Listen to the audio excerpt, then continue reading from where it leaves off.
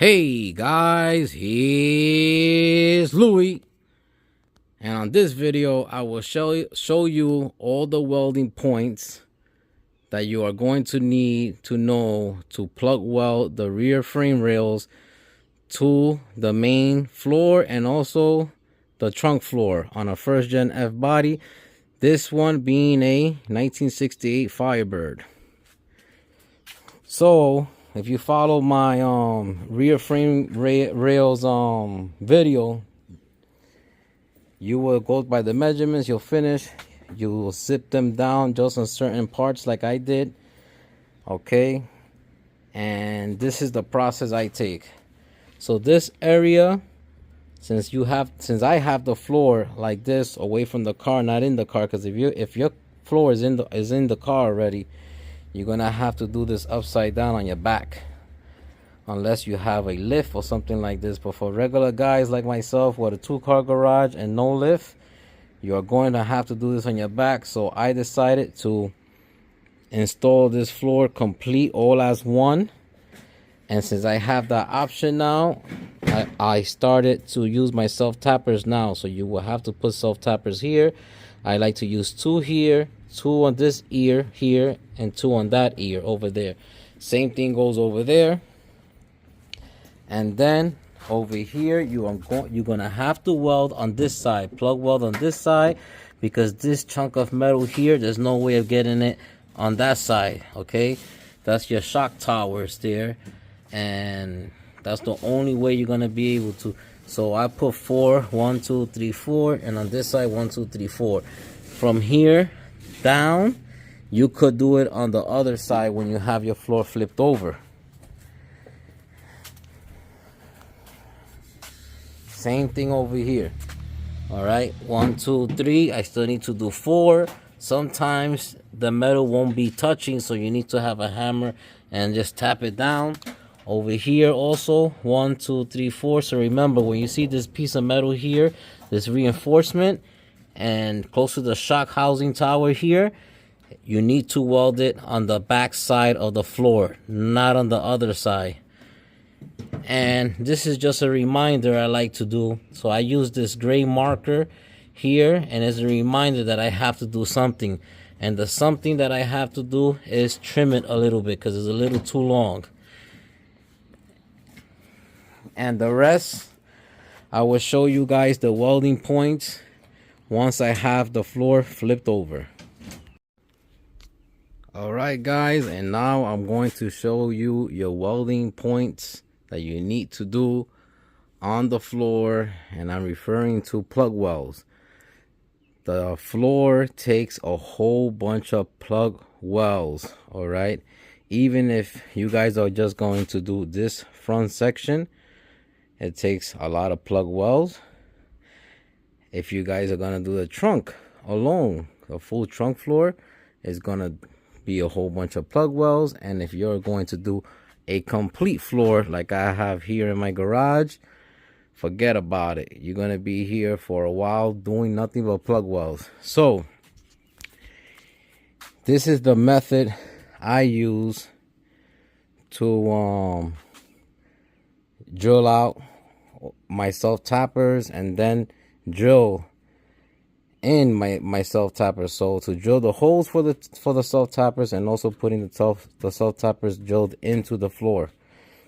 And like I said in my previous video, it could be sometimes really difficult to get these self tappers just drilled in, especially when it's like maybe 3 layers and more. So what I like to use is the bit that I showed you guys in the previous video, and then I will use my impact screwdriver and boom, and drill it onto the floor. And the method I do for the welding, for the plug welds, okay, now check this out. I mean, I don't know if you guys could see that, but those plug welds are so low, they're not high at all. I might buff some of them. When I mean buff, I mean I might grind some of them down. I might not. If they are that low, I won't even touch it. Because if you have low plug welds, number one, you really don't need to grind them, okay? Number two, all the strength of the weld is kept there. So that's why the more you practice to plug weld, the better you get, the flatter you're gonna get, and the more structurally sound your panels will be, your car will be, because you're not grinding off the weld. Now, what I have found that helped me on this is that when I drill out the self tappers and I use my 1/4 inch bit, I use a countersink for metal. Trust me, this helps me. It gives me that cone shape.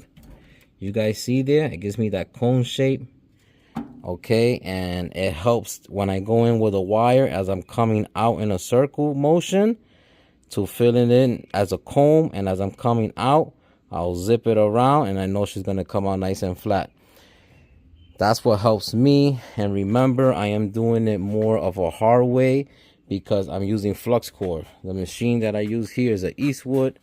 All right, MIG 135 Eastwood is a flux core wire welder. I could also use a bottle of gas with it and it'd be a MIG welder, but I have taught myself throughout the years to use this method. I use old 30 wire on this, 10 pounds. The wire I use is Yes Welder brand. All right, and I think the bottom line comes to practice makes perfect. The better you do, the more you do something, the better you get. Bottom line, okay? I wasn't born a master, okay?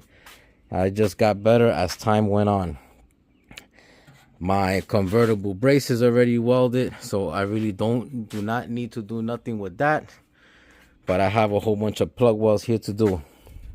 Now, what I do is, I forgot where I left my measuring tape now, but it's somewhere here. Oh, it's back here. Okay, so let me tell you guys exactly what I do. I locate the rear frame rails. Okay, I locate it from the back side. I drill the first one like this from the back side like that. I know I am center of the rear frame rail lip where I'm going to be doing my plug welds. Then from there I get a measuring tape, okay, and an inch and a half. It's what you see here. An inch and a half is what I'm drilling out all the time. The next hole, the next hole, the next hole as I go down the line. All right, so all these plug welds will be an inch and a half apart from each other. All right, so you're going to need to do this method here on this side. Same thing that you do here, you're going to apply it on that side. This is the trunk floor. The trunk floor always go underneath the main floor. Okay, the main floor lies down and rests on the trunk floor. And here it goes. An inch and a half from each other. I just keep going down the line and putting my self tapper straight down. This tab here, which is and the other side, this is the transmission hump, but it's on transmission hump over there. This is the dry shaft tunnel, okay? The dry shaft tunnel, there's a tab right here on the main floor that I always had to tap that down with a hammer because it's folded up. That's the way they ship it. But you fold it, you knock it down with a hammer. The reason I didn't drill all the way through is because I still need to put the bump stop that it has for the dry shaft. God forbid the dry shaft lets go, that bump stop is there for it not to destroy the floor. I need to cut it from the original floor because they do not reproduce that and transfer it to here. And the transmission, I keep saying transmission, sorry, the dry shaft hump, little hump you have here on the floor, from here to here, all right, and from here to there is not the same measurements. All right, so she's not center is what I'm trying to say. She's a little offset from the floor. So if you ever run into that problem, you don't have a problem. That's the way it is. Let me show you the other side. And let me tell you, a lot of people might see this as a scary part, but I love it. I mean, to me, this is like seeing a newborn baby coming into the family when I see something like this. It just makes my day, gets me excited, and it's hard for me to fall asleep when I have a project like this. So you got to keep straight ahead, straight along, an inch and a half, an inch and a half, an inch and a half. And please, if you're finding the self-tappers being difficult, if you're using this method, use the drill that the bit that I showed on my previous video, okay? You do the same thing here. You locate it, all right? And you plug away. Now, look at this slit I had to do to the main floor. I also had to do this to my white 68 car because they're not perfect. For this to fit in here, I had to cut it, and then the trunk floor had the space to come in. So what I'm going to do is I will fill this in.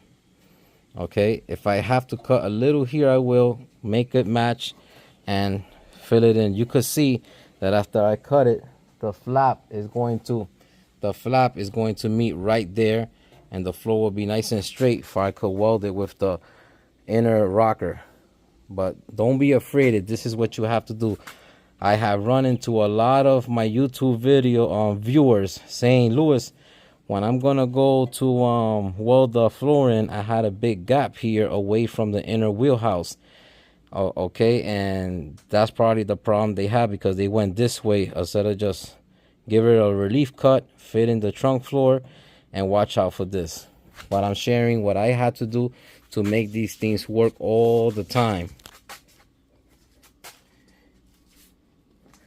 Now, after you have all that marked up, I always like to mark it with a Mario marker first, and then I start drilling away with the self tappers.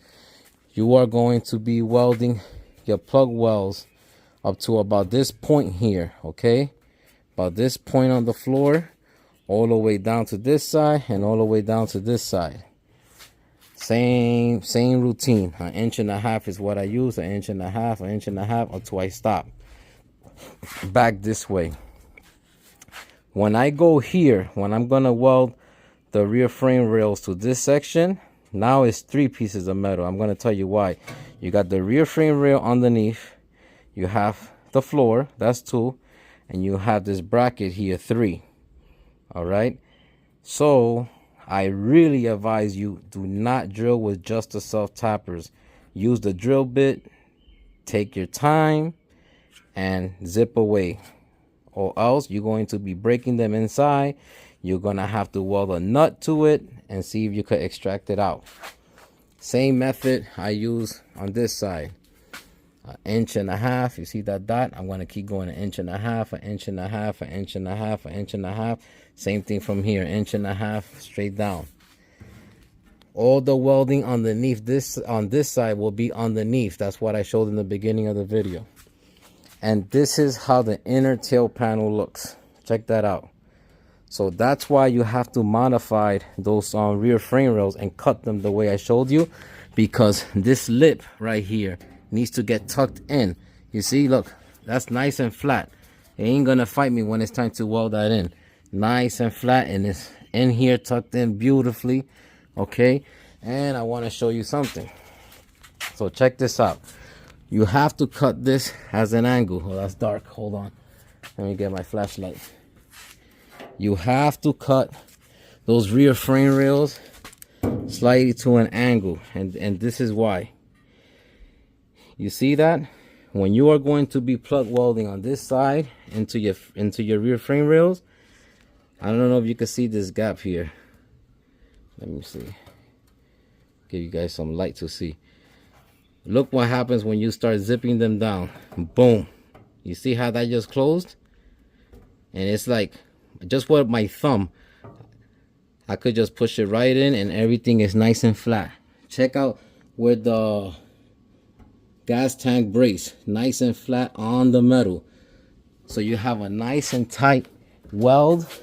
You do not have no problems there. And then, of course, once the floor is on the car and you're gonna do your tail panel, she's gonna fit right in. But guys, that's the method I use. All right, I hope you guys use those pointers like the countersink, the pre-drilling of the hole, and then start using your self tappers, and you guys should be a-okay. Go by follow this video as it goes on from the beginning to now, and you guys should have no problem installing your rear frame rails. Those are the eBay specials. All right, and they are working excellent so far. I don't have no problems, no issues at all. In a matter of a couple of days, I should be done with this and having it in the Lovebird. Thank you guys for your support. Keep on watching. The project is just getting more and more interesting. Take care. Bye-bye.